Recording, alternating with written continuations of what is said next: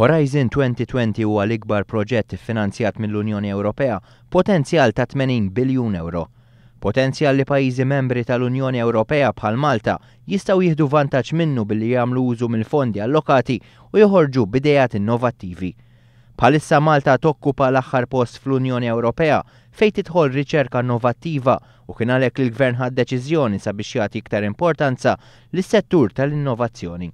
Tinkwitani immens.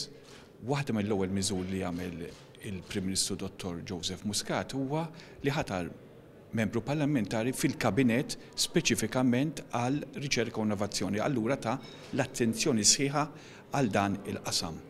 L-importanza ta' din il-konferenza kienet riflessa fil-preżenza tal-Kummissarju Ewropew responsabbli mix-Xjenza, t-Teknoloġija u l-Innovazzjoni Marie Quinn.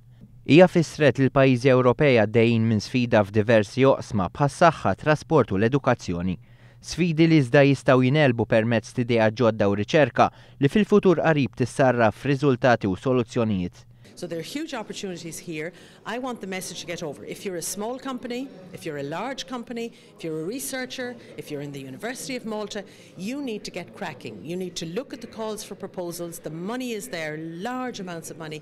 There is no reason why Malta should not do immensely better in this programme than it did in the last one. Il-Kummissarju Ewropew faħret l-impenn tal-Gvern preżenti li ħall inizjattiva biex jagħmel power station li taħdem bil-gass u diskrivi din l-idea bħala waħda innovattiva. Fost dawk preżenti kien hemm ukoll is-Segretarju Parlamentari Borċ li fisser dan il-proġett bħala opportunità pożittiva fejn riċerka fl-innovazzjoni tissarraf f'aktar impjiegi li jħalli impatt pożittiv fl-ekonomija tal-pajjiż.